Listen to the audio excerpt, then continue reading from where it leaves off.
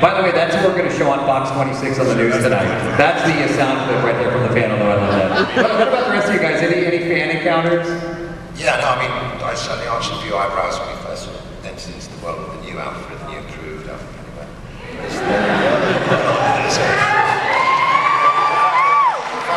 Parenting skills are kind of slightly bizarre, and the world sort of collided both Bruce and Alfred, and they discovered, it's difficult connecting with a young person anyway. They're both suffering from post-traumatic stress. They find themselves through the form of violence, really, which was, at first, the fat boys and girls were quite sort of alarmed by this, but I think they're beginning to understand now that they're teaching each other. They both need each other as much as one needs the other. The boy needs the man, and the man needs the boy. So, yeah.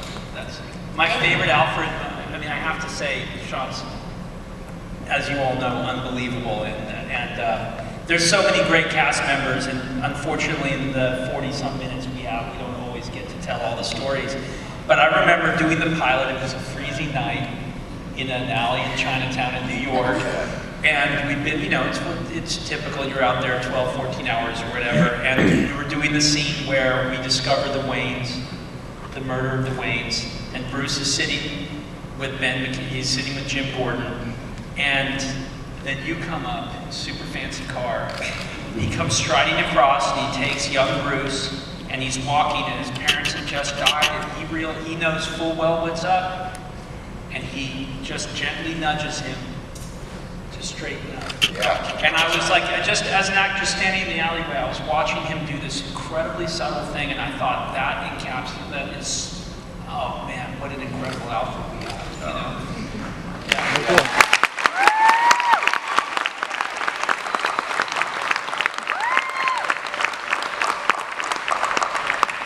Okay, so Ben McKenzie's not here, so let's talk about him. You know what's funny? How many people remember him from the OC? Which, by the way, was another Fox show. What's it like working with Ben?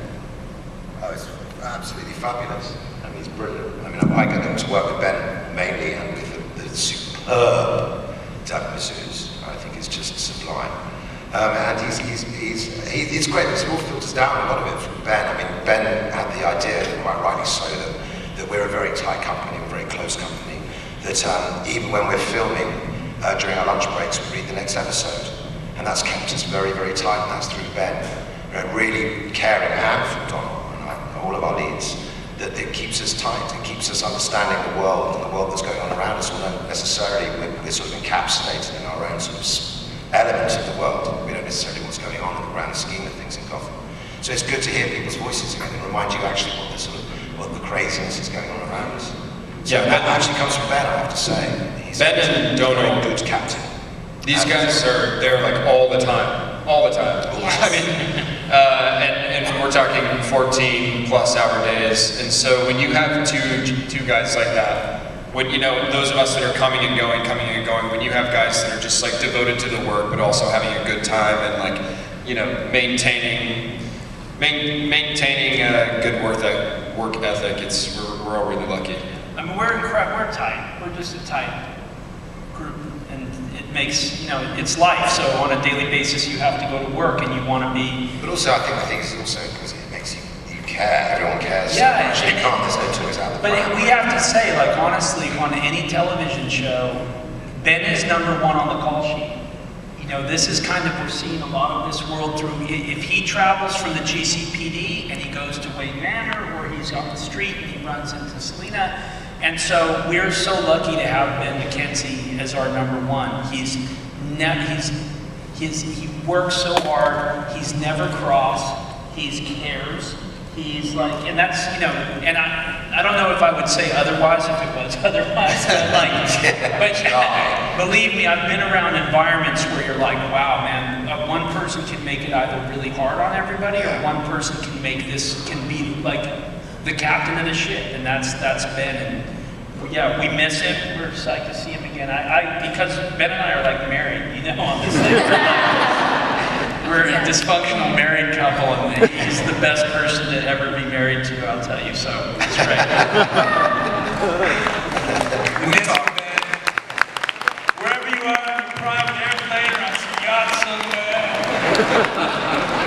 got to meet Courtney in LA right before the show launched when Fox when we were doing the junkets out there for the TCA, and I just interviewed Ben, and they give you like 3 minutes to talk to these guys, so I had to pack it all in there, and I said, I just talked to Ben, and he's Jim Gordon, and you go, he absolutely is Jim Gordon. Yeah. You nailed it, because he's just brutal. I mean, that's him now. Yeah. Forever. That's the guy. Well, I got a chuckle because there was one episode in this last season that he had the tank top on, and I said, I really wanted you guys to like play the OC theme underneath. It was like, he had a white tank top. I'm like, dude. That's just are you guys comic fans yourselves, each of y'all?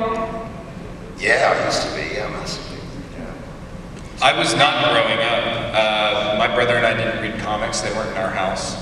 So, now my apartment looks like I've had them my entire life because the collection is actually quite impressive. But that's all happened really since, I got a few before auditioning, and then as soon as I was given the role, it was just became a library. So now it's really fun. I feel like I'm catching up on what I missed in my childhood. Well, I've seen you guys tweeting pictures about walking around Comicpalooza. So I know that Cameron, I know that you were down there on the main floor looking at some stuff. Have you bought anything here yet at Comicpalooza? I did. I have. I got some nail thingies, some nail thing. Oh my God! You know what? My mom did that too. My mom did the nail play. The nail color thing with the pen and the. I'm really bad at it. Okay, I got that. Did you get that at CVS or at Comic? No, I got it here. I got some Australian shampoo thing. No, there's like the normal thing, and you legit, and then you put it back on, and then you pull the cap instead of twisting it. You have a pen thing, and so I got that, and then I got some art, and we played those simulators. And That was really cool. I won. Yeah, he won. And yeah, it's really cool. Well, Cameron, I'm glad that you bought that because actually we were going to buy it for you. And since here in Texas we love to welcome people, and we're very hospitable Southern people, aren't we? Aren't we, Texas?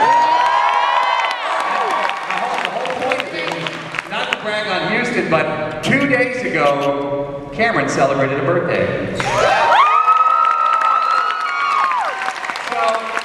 Big Houston, Texas fashion, before we go to the questions from the floor, I'm going to count to 3, and we're all going to sing Happy Birthday to Cameron. Are you guys ready? Yeah! Houston, Texas, let's do it. 1, 2, 3. Happy birthday to you. Happy birthday to you. Happy birthday, dear Cameron. Happy birthday.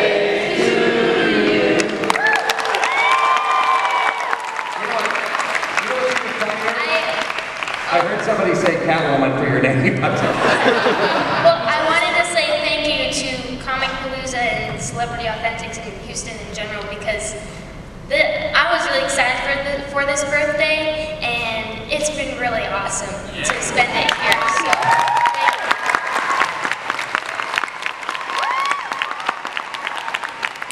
All right, you guys, we're going to open up the floor to you all. I know we have some hardcore Gotham fans out there, and we want to make sure we get you guys in for some questions. So if you want to step up to the microphone here in the front, I believe we've got some volunteers down there that'll coordinate. Step up to the mic and ask away. Hey, hi everyone. I was just wondering, which scenes were your guys' favorite to film? Each of you.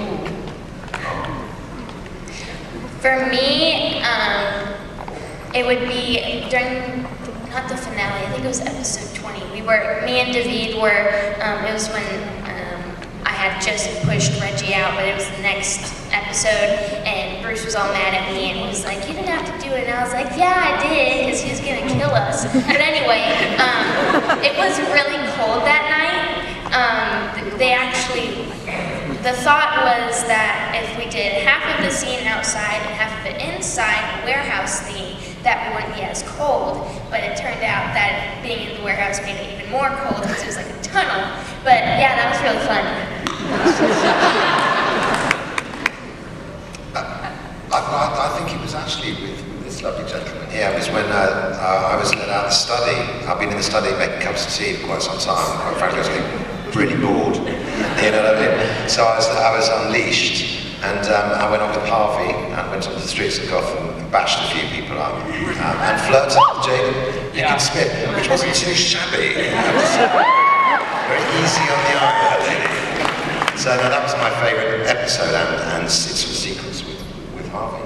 Yeah, I would say three things. One is getting to work with Sean in that episode and getting to watch Alfred run loose and kick serious double S. Right? And then I like the Spirit of the Goat, which was episode 6. There's a lot of backstory of Harvey Bullock.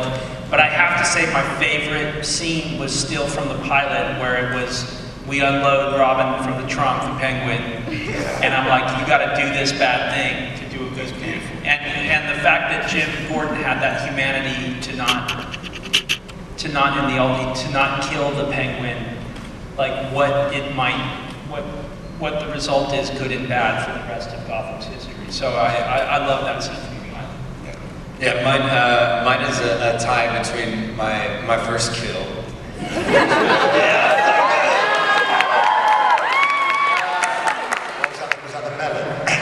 And then the moment of, like, bye.